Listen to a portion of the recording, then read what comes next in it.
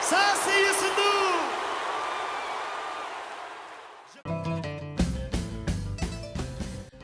rafetlu bi ak télévision Futurs Médias juróom-ñaari waxtu dem na ba teg fanweeri simili ak seeg yéen ci xibaaru ngoon gi li ci gën a fës Fatou Aïcha Diallo ay waajuram négligence la ñu wax ne nañ ñeent fukki junni moo teekoon moo tax ñu yéex ko taxawu ca l'hôpital bu Pikine ba mu ñàkk bakkanam loolee gannaaw ñetti fan kon yu ñu ko fa téye docteur Ba ak directeur l'hôpital weddi nañu yooyee tuuma ci kanamu taskatu xibaar yi daal nañuy indi seen i preuve xam le ni lu ñu mel kon du moom moo indi tey jii li nga xamante ni moom moo xew ci kaw Aïcha Diallo danañu waxtaane it leneen Transrail yi nekk dëgg ci ay jafe-jafe liggéeykat yi gonte ab assemblée générale ne Dakar Bamako ferroviaire doxatul jafe-jafe yi neen retard ci wàllu salaire ba waxtu wi fayekuñu transition ba baaxul matériel ba màgget na société ba ma ngay suux fan yi ñuy dëgmal diggee nañu bankug loxo gu amul àpp jamono joo xamante ni yeneen i gox ca Thiès ñoom it ñi ngi ci ay jafe-jafe ndax taw bu am solo ba fa wàcc démb Fandène jàpp Kër Mamaram foofee bari na loo xamante ni tey jii kon yàqu na fa leneen ci wàllu ko xibaar ñi nga xamante ni ñoo nekkee woon ci Cité Port ñu war leen a yëkkati ba mbir mi kon naroon a indi coow tere leen a nelaw président Macky Sall xam le na ni kon duñu buuse mettre gouverneur Ndakaaru ak délégation bu am solo ñoo faagoon tey jii ngir jottali leen boobee xibaar beneen xibaar Youssou Ndour jël lu toll ci juróom-ñaar fukk ak juróomi million def ko ci caisse des artistes culturels moom artiste bi ci boppam koppar yooyee ñu ngi ko tegaloon ci premium impérial dugal na ko ci caisse gi ngir may leen ñu gën a taxawu seen wàllu ko wérgu yaram artistes yi ànd ci àggu mbékk gis ni nguur gi ci boppam dafa war a profité ci bi doxalin ngir régler loolee ba tax ëllëg dootuñu gisati artiste buy dund ab coono ponk yaa ngoog mbokk yi ni stud ñu yaatal ko.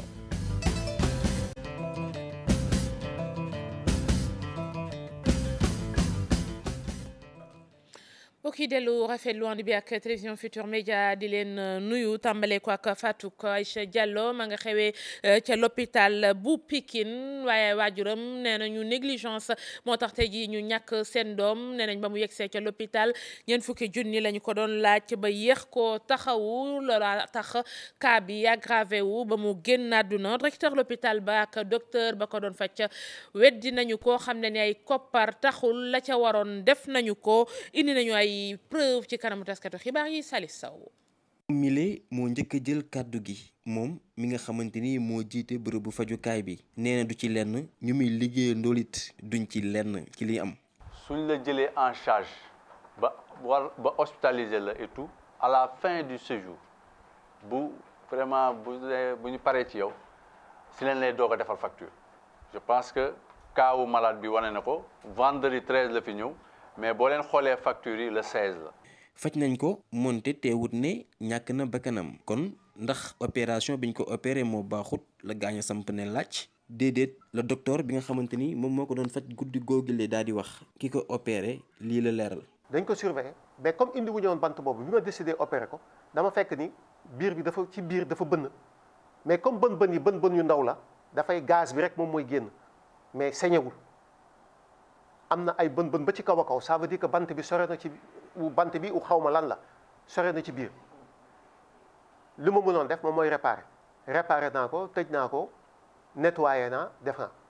ñu yóbbu ko lu tax xale bi gaañu moom mooy dafa def choc septique choc septique moom mooy lan moom mooy boo amee infection bi mun na jaar ci deret bi bu jaaree ci deret bi daf koy indil ay problème ñu dalal ko ci hôpital bi ajuma gee weesu Aïcha Diallo hôpital bu Pikine lay ñàkkee bakkanam altine fukki at ak ñaar la am hémorragie la amee woon waajuram bu jigéen nee na xale bi dañ koo seetaan ba mu faatu waaye waa hôpital bi di ñu ko jiite nee nañu prise en charge bi jaaroon na yoon.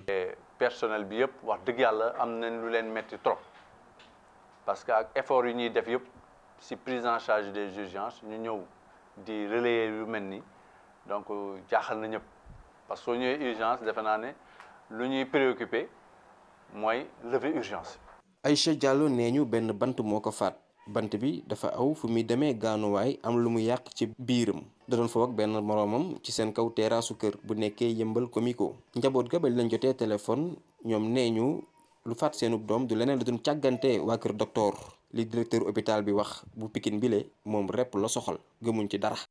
ndax dafay firndeel ni xëy na la waroon respecté wuñu ko am déet lu mu ci mënti doon ab l'enquête dina ko leeral joriñ ji ñu dénk wàllu ko wér-gu-yaram xamle ko danañu kon càmbar mbir mi xool fan la dëgg gi féete syndicat autonome des médecins kuréel la gombaay docteur ni ak lu mënti xew jot na nag ñu xoolaat waa kër docteur yooyee kuréel ba daal urgence yi nañu ca war a taxawoo ñu koy doxale noonu Mame Birame Diouf Thierno Laurent Mendy. ndax sàggante la am faute professionnel doonay laaj ñi tontu yi ci àndi nag di wane rek seen jaaxle jëm ci faatu xale gu jigéen gi nga xam ni kon amal na lu toll ci fukk ak ñaar ci l'hôpital bu Pikine. ñu si suñu mag bi quoi parce que ba muy gaañu ñun presque def nañu 7 hôpital yoo xam ni sax pour ñu jël ko sax problème la xam nga tamit nga nit ki yor malade xamoo lu koy metti tamit ñëw ba hôpital bëgg a faju ñu lay teg si couloir yooyu di la romb ak sa métit loolu lu metti la quoi ba tax ni loolu war nañ si mën a jublu jéem a xool nu ñu jéem a dimbalee nit yi. c'est pas parce que je suis du corps médical et que nekkoon naa fa moo tax mais damay wax rek te yàlla tax loolu moom mosuma ko fa gis franchement waaw malade moom loolu moom li ñuy njëkk a def ci sa bopp mooy loolu malade moom bu ñëwee defal li ngay def ba pare ay mbokkam nag bu ñu ñëwee. ñoom ñooy des ak waa kees ga di seet nan la ñuy kilee ba arrangé ba fay ba seen malade génn waaw. Madame Ndiaye doonoon responsable consultation prénatale ci l'hôpital bu Pikine ex-camp militaire bu Thiaroye foofee sax mu ne woon fa li ko dalee atum 2003 2010 di xam ne nag ba tey. ça m'étonne fort que malade ñëw assisté wuñu ko bàyyi ko ba mu dee enfin man ba ma fay nekk bon. ba ma fa waaw man de mosuma ko fa gis parce que liñ ñu waxoon ñun man maa daan def consultation prénatale yëpp foofu mais liñ ñu waxoon malade bu dugg see. defal sa liggéey jël ko en charge ba pare su demee fee nag bu amul ñoom dinañ ko téye def li ñuy def ba ay mbokkam ñëw nag ñu ni leen lii ak lii am na ñu doog a dem lijjanti mais lii ñu wax moom yéem. mbirum urgence ak accueil doon lu soxal joriñ gi Abdoulaye Diouf Sarr yore santé xam ne sax que ne am na feuille de route goo xam dinañ ko doxal ngir loolee nag doon li mucc ayib ci bërëbu pajukaay yi. docteur Bori Diop di sukkandiku ci xibaar yi am nag jàpp ne hôpital bu Pikine li mu waroon def ci mbirum xale bu jigéen boobee matal nañu ko. ak xibaar yi ma jot jóge ci hôpital boobee taxawaay gi ñu waroon amal ci xale bu jigéen boobee amal nañu ko ba matt bu ñu xoolee mettit ka nga xam ne nii moom la amoon. ak mbirum Aïcha mi di xale bu jigéen ka nga xam ne kon ñàkk na bakkanam ci l'hôpital bu Pikine doon sax geneen coow gu mujj ci ñuy dégg ci ñàkk dalal gu baax ak sax mbirum urgence yi ne ñu koy doxalee ci l'hôpital yi. ak lu ci mënti nekk docteur Bori Diop jàpp ni nag organisation bu baax war nañu ko am. ci bërëb yooyee wax système de santé. Mame Birame Diouf kon ci wàllug askan wi nañ ko gisee ak SAMES na mu ca xalaatee fële ca diwaanug Ndar benn nappkat ñaar fukki at ak ñaar la moom dañu ko jam bal ba mu jëlee ci ay gaañu fukk ak juróom yeneen ñu teg leen loxo garde côte yu Mauritanie ñoo leen jàpp kii di Mbaye Ndiaye jamono jo loola di xew mi ngi woon biir géej ak ki nga xamante ni moom moo ca jëlee yooyu tolof ni ay bal réel lañu leen dóor nguurug Sénégal nag ca xalaatam jot na mu lijjanti bi situation ci micro Seni Diop la waxee. dañ demoon géej si ngoon si ay 3 heures yooyu bi ñu demee nag ba mu lëndëm si guddi gi si leen marine bi dàqee bi mu nu dàqee ñu commencé daw di génn zone bi mais mu doon ay bal à l'air dégluñu ko ñu commencé daw mu jàpp benn gaal gi ak booy si newoon gaal topp gi gaal mbaa ma bu ñu fexee bëlatoo nangu ñu wàññi mbasi mi nangu ñu fay pour sawe gaal gi mais xam naa ni tiré na ba taay yàlla moo nu suturaal rek ba mu blessé si kenn mais yaakaar naa ni tiir yi mu doon tiré ñun ñëpp la doon éliminé xale bi mi ngi ko laal si pooj bi quoi benn bi daf ko brosse fii si loxo bi fii ñaari bal bi benn daf ko brosse benn bi dafa des si yaram bi mais rajo noonu nga ba gis naa bal bi mi ngi si yàpp yaram bi mais xëy na daañu ko génnee fi leen ngoon mais xam naa daal métti na moom métti na wax dëgg yàlla sunu gouvernement war nañ si dox jéego bala ëpp loxo parce que bu fekkee ni benn kan mois bu ne ñu jam nit wala kan mois bu ne ñu blessé nit bu yàggee mën na indi loo xamante ni day ëpp loxo mais sunu gouvernement bi ñoo ngi koy ñaan daal bu si mënee jàpp moom ak lu mën am mu jox si tànk jàmm ba jàmm mën a del suñu diggante bi fii jàmm rek moo fi war a xaj parce que dañu jege yow waruñu lii moom war na ma ñàkk.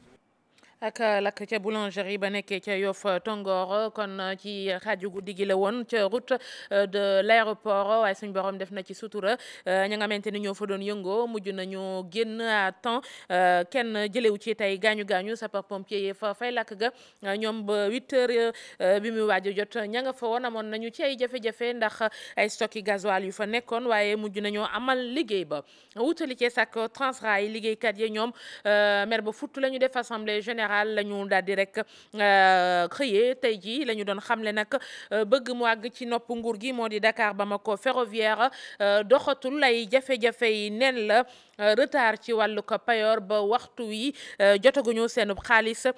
coppite yi fa bëgg nguur ga bëggoon a indi boobee transition gis nañu ne ak lajj la matériel ba ñuy liggéeyee màgget na société ba loof na ba fa loof mën a yem ci fan yi ñuy dëgmal nag ngir ñu bàyyi leen xel diggée nañu bankuk loxo goo xamante ni amul àpp gannaaw doxub ñaxtu ca mbeddi Thiès googee démb taw na fa taw bu am solo bari nag lu mu fa yàq diggante Fandène jàpp Kër Mamaram foofee askan wi yëg nañu ko bu baax leexali Cheikh Anta Diop. taw bu bari wadd fii ci diwaanu Thiès ngelaw li jéggi dayo lool rawatina ci commune Fandène dëkk yi di kër Mori Mbay kër Mam Maram Diop daanaka kër yu bari de dañoo mbëpp ngelaw lu metti li tax ne dëjjati na ay garab yu bari. yàqu-yàqu yi bari na tabax yu bari dañ fee toj sang yi naaw na garab yi daanu nañu. mu koy wax dëgg yàlla affaire bi moom métti na trop moom. fii askanu kër Mam Maram Diop nekk ci njàqare. xëy na blessure amu ci waaye li mu yàq mat na. ñaar fukki borom kër ba fukki borom kër ak juróom-ñeent la ñuy wax ñoo xam ni nii ci biti la ñu fanaan métti na trop ba fu métti yem xanaa li ci dara sant suñ borom mooy wax dëgg yàlla kenn amu ci blessure grave gaañu amu ci mais yàqu bi moom bari na trop. lu jëm nag ci wàllu gàncax gi daanaka ñu ngi woon ci wàllum ngóob ak deqi gerte gi baykat bii ne nag ren ji bu ñu sàgganul seen gerte gi daanaka léppay yàqu ndaxte taw bi neguñu ko woon fii. gerte yi ñi ci jot a déq ak yooyu moom ngooñ mi moom day yàqu moom day xuur bu dee dugub yi tamit boo góobee bu ci tawee taw yu bari moom it mën na yàqu. dina moom doy na waar xam nga dëkk bi moom boo xoolee dëkk bi ni mel sax nga xam ne laaj nañu ndimbal même bu dul yàqu-yàqu yi sax dafa laaj ndimbal rawatina lii dal ci suñu kaw wax dëgg yàlla ku ñu jàppale dina am solo lool. bi kilifa yégee mbir mi kii di sous-préfet bu Kër Moussa du Mouhamadou Mbengue àndoon nag premier adjoint au maire bu Fandène dikkoon nag doon nemmeeku borom kër yi nga xamante ne dañoo yàqule askanu Kër Maram Diop ñoom ñi ngi sàkku ci nguur gi mu gaaw leen a wàllu ndaxte nee nañ fii ay néew doole rekk fi dëkk te seen loxo jotul seen ginnaaw. ñi yemoon ay jafe-jafe ba tiitoon ci seen i kër président Macky Sall ca Cité Port xam le na ni kër yooyu ñu doon wax kenn dootu fa yëkkati gaaña ka leen ko àggee gouverneur bu Ndakaaru ak délégation bam solo Fat Bintou Konté. mun nañoo jàpp ni seen xel xaw naa dal askan wi yeewoo fi nga xam ne moom mooy Cité du Port jamono jee dañ leen a fas yéene woon génnee ci seen i kër yooyee wante nguurub réew mi jàpp na ni loolu amul benn yoon ba tax ni dakkal nañ ko benn kër. duñ ko laalati. bu mu déggee li nga xam ni moom la moo doon revendication waa Cité Port dafa ne bu ñu laal benn brique wala benn centimètre si wala sax clôture li nga xam ni mooy kër yi nekk Cité Port donc recul bi ñu doon wax ci tali bi warul tax ñu toj kër yàmbur. du laal benn kër. kenn du laal benn kër ma répété ko boog ñetti yoon kenn du laal benn kër kenn du toj dara. tax ni sax décret bi nga xam ne moo taxoon bu nu soxlaa seen kër yi jël ko moom jiitum réew mi daf ko sax faf annulé. boobu dañ ko jëloon c'était pour les travaux mais ndekete dafa amoon recul de 5 mètres bi nga xam ni boo liree décret bi du sax feeñ objectivement li ci feeñoon mooy titres yi nga xam ni moom la laaloon ñu waroon ko jël pour l'aménagement. loolu décret boobu dañ koy annuler pour se conformer à la décision du président de la République moom la. askan wi seen xel dal ñoom ñi nga xam ne ñoom ñoo dëkk fee di cité du port ndax ata ngi nii ci njàqare gu metti la ñu dëkkoon. parce que ata ngi nii population yi fii seen xel dalatul woon jaaxle nit ñi defoon nañ ko parce que comme ni ma ko waxee foo xam ne da nga fa juddoo màggee fa kër yoo xam ne def na près de 65 ans nit ñi am seen ay titre foncier nga tëb rek daal di nekk pour defar ay trottoir da ngay toj kër yi yokk trottoir yi loolu dafa nekkoon lu tiis moo tax rek di leeral lenn rek ñun xeexuñu woon contre état parce que ñun ñëpp fii on est des citoyens des républicains dañu gëm suñu dëkk xeex bi ñu doon def xeexu légalité la woon xeexu respecter loi. tey dellu nañu ba le titre de propriété bi nga xam ne titre foncier moom moo koy ormal tey delloo nañ ko njukkal te ku delloo njukkal titre foncier delloo nga njukkal loi delloo nga njukkal constitution bi delloo nga njukkal sa réew. bu nu fàttalikoo coow li la ko indi woon moo di ñaar fukki kër yu nekkoon ci cité port dañ ko fas yéene woon a toj ndax danoo bëggoon tabax li nga xam ne moom moo di parking pour institut islamique bi nga xam ne Masalikul Jinaan moom moo ko moom. rapport 2015 ci la ñuy waxtaanee bari na ay rëq-rëq yoo xamante ni nimiku nañu ko fa kii xam ne lu ni mel moo di Elimane Kane moom nag jàpp na ni manki yooyee kon rapport bi génne na ko ak it yeneenoo xamante ni indi woon na coow mu di contrat yu nguur gi signé Ibrahima Kane Mohamed Dieng ñoo ci indi leeral. téeméer ak fukk ak juróom-ñetti milliards ci suñuy koppar mu jëm ci wàllu fiscalité lu ni mel nag di koppar yi nga xamante ne industrie extractive yi dugal nañ ko ci Sénégal ci atum 2015 ci produit nag yi ñu mën a jàpp ne ñoom ñoo gën a dugal xaalis ñu ràññee ci or waaye itam phosphate. li yokku mooy or bi mooy production ak li ñuy jaay ci or ak tamit wàllu phosphate bi ak ciment bi. donc foofu la alal ju bëri gën a di génnee donc ci wàllu gaz bi dafa wàññeeku mais gaz bi tamit day loo xam ne lépp fi lañ ko jaayee amul loo xam ne dañ koy exporté. rapport 2015 bu initiative pour la transparence des industries extractives bi nag président bu Lex Africa ne dañ ciy sukkandiku ngir génne rëq-rëq yu bëri yu nekk ci secteur bi. li état bi di jot ci ay payoor yu jóge ci entreprise yi. ak i tamit entreprise yi li ñuy déclaré ci payoor yu ñu jox état bi ñu xool ndax méngoo na waaye bu ñu xoolee loolu gis nañ ne nag am na écart bu xaw a mag boo xam ne ni dafa jéggi dayoo bi nga xam ne ni moom la norme bi joxe maanaam écart bi warul dépasser 1%. waaye bii dafa dem 1,4%. gis nañ ne lépp li nga xam ne ni moom la yoon teg ci fànn bi respecté wuñu ko. ci wàllu contrat yi ni ñu koy joxe parce que booy seet analyse contrat yi nga xam ne ñoom ñoo concerné année bi 2015 ci yi ñu joxe pour nit ñi exploiter en 2015 amul benn boo xam ne nekk nga totalement conforme. bu weesoo rëq-rëq yooyu beneen itam ñu nemmeeku ci boobee nag mu nga soxal li ñu duppee fonds de péréquation maanaam ay koppar yu waroon delluwaat ci gox yeeg goxaan yi te jotuñu ci. wàllu alal ji nga xam ne moom la code bi loi bi tegoon. mais buñ ko jotee dafa am lu war a dellu ci gox-goxaat yi loolu tamit gis nañ ne loolu ab loi bi appliqué wuñu ko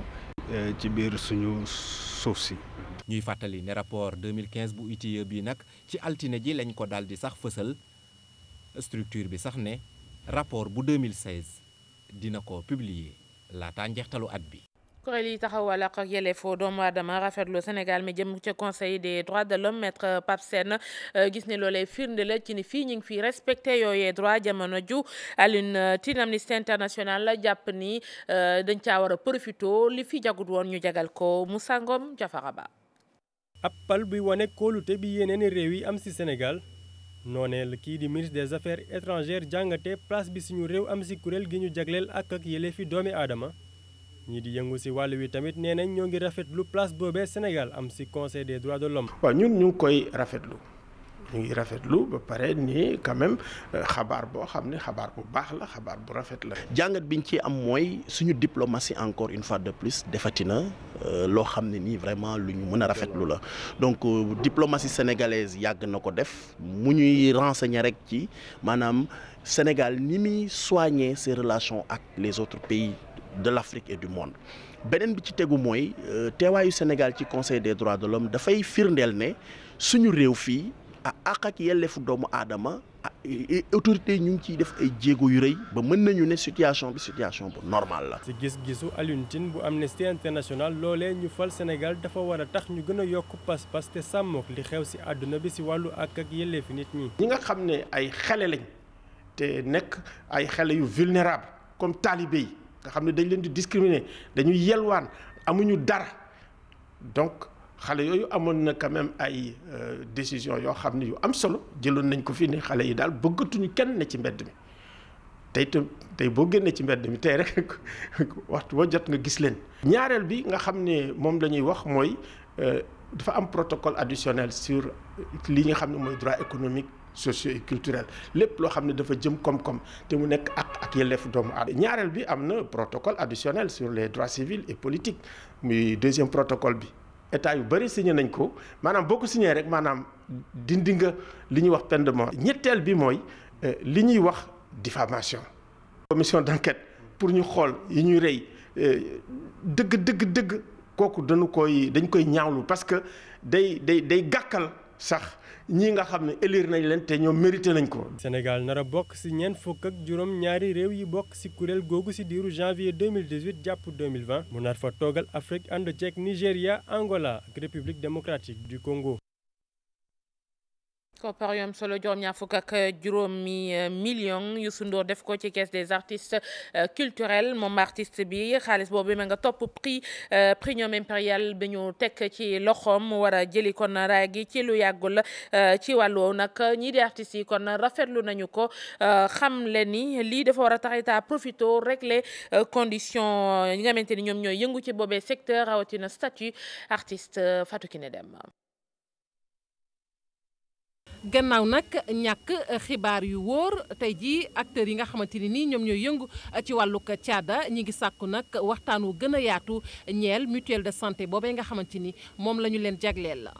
artistes yi yëguñu ko yeggul ci ñoom c'est vrai que def nañu tournée dem nañu fépp ci Sénégal mais xam nga artistes yi du ñëpp ñooy fréquenter centres socio-culturels yi artistes yi du ñëpp ñooy dem ci rencontre bi amoon Grand Théâtre tey am na yeneen matuwaay yu ñu war a mën a jël pour jege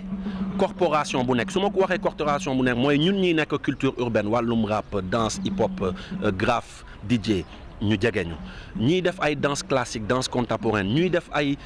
artistes plasticiens peintres yi et cetera jege ñëpp xam nga ne leen naka la ñu mën a def ba ñëpp a jot ci. ay artistes yu bari fii ci Sénégal di jànkonteel ay jafe-jafe li ko waral nag bu ñu bëggee faju du ñu mën a jote rek ci barab yooyee ndax ñàkk koppar. et c'est l'occasion tamit may wax ci kaaw suñu benn artiste rappeur néew bi bu nekk ci ay jafe-jafe laa maa ngi nii di dem dañuy réunion par rapport ak moom xool nu ñuy def. des fois ñun ñi sax duñu ko yëg te ministère de la culture yàlla xam na ni ak directeur des arts bi fi nekk ak ñeneen dañuy dem seeti ay acteurs culturels yoo xam ne feebar nañ kon donc information bi nañ koy jox autorité bi dina ñëw incha allah seet si leen jàppale leen. mën nañu wax nag tey ne jafe-jafe yu bari mën naa saafarawu ndax artiste bii di Youssou Ndour nag jagleel na leen koppar lu toll ci juróom-ñaar fukki millions ak juróom loole nag topp ca sargal nga xamante ne nii sargal nañu ko fële ca Japon mu jëm nag ci prix boobee ñu duppee premium impérial. bettuñu parce que Youssou Ndour li mu def ci musique desatul dara Sénégal représenté na Sénégal partout. léegi nag mu am ñi nga xam ñu ngi nekk ci ginnaaw moom ay rakam ay jarbaatam ay ñëpp ñoo xam ne nekk nañ ci musique bi nekk nañ ci art bi état bi mettre en place benn mutuelle de santé mu jël lii daal di koy jox man dama ni dañ koy tàccu di koy ñaanal yàlla. mais dama ne qui a un rapport avec la musique avec la culture doit être détaxé pour que ça soit reversé à la SODAV et que les artistes puissent avoir de bonnes distributions. Il s'agit avant tout de régler le problème du statut de. nga ko 75 millions yu prix premium impérial Youssou Ndour daal di koy jël jébbalaat ko ñi nga xamante ni ñoom ñoo di artistes yu Sénégal tàggat yaram ak ñenn ñi jàpp ni dañuy wekk ñi bàyyi ñee ca lu jëm ci jongante yu mujj yi gone yi doon ko amal mu di tournoi mini foot bu ñu ñëwee nañu leen waroon a terto daal ci wàllu kilifa yi gis nañ ni yëf yu demeewul noonu loolee nag ñu koy ñaawlu ministère des sports xam le ni dafa am kon hiérarchie ñu war a respecté mu tuumaal gaañi ni yenn saay dafay am nu ñu doxale noo xam ne duñu ko rafetlu ñoom it ba fara ñi ngi Mohamed Dia. yeneeni sportif sénégalais di ñaxtu ba ñu jugee biti réew teg ko ci kaw ñi nga xam ne ñoo nekk dirigeant yi bi ci mujj rek moo nekk gone yi am médaille bronze jóge ci tournoi mini foot bi ne ñàkk tertu bi nga xam ne def nañ ko métti na leen lool. xawoon nañu métti démb parce que man je l'ai dit à un de vos confrères bi fa nekkoon je l'ai dit wax leen que ne kontaan nañu ko am nañu lu ñu métti trop. waa ministre des sports ne mbir yi faaw ñu jaarale ko yoon bu dee sax ñëpp dañuy jot subvention waaye xeetu tàggat yaram yëpp yemuñu ci kanamu sénégalais yi. non du question kenn fu naalu leen xam nga ñun dañu délégué suñu ay pouvoir fédération sénégalaise de football. bi nga xam ne c'est reconnu par la FIFA reconnu aussi par les autres instances africaines muy la confédération africaine de football ñun tey lépp lu ñuy def duñ ko jaarale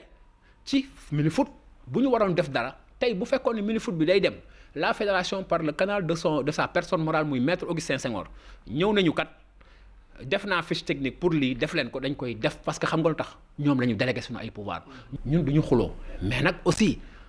ñun état lañu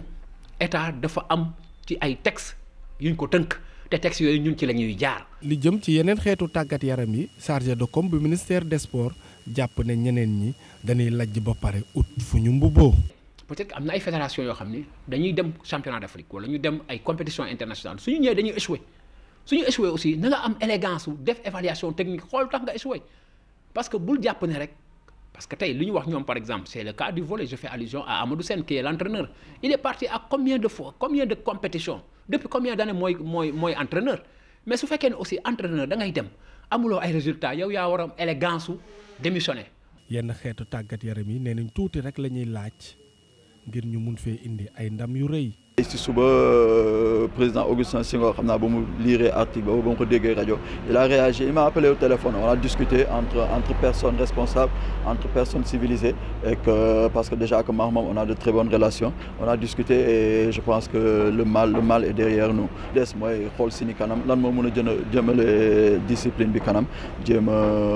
réorganiser waat jéem a defaraat. gannaaw waa karaté. volleyball ak ñii di mini foot ñoom ñu jàpp ne ñooy kumba amul ndey fii ci sport bu Sénégal li ñu bëgg rek moo nekk ñu. ngëm ba fara ñu ngi bu baax jaajëfal leen bu wér yéen ñi nga xamante ni yéen a doon teewlu xibaaru 19h30 yi ci simili yu néew 20h jot Cheikh Tidiane Diawo yegg si fii ci wàllu nasaraan lay doon bu boobaa jërë ngeen jëf.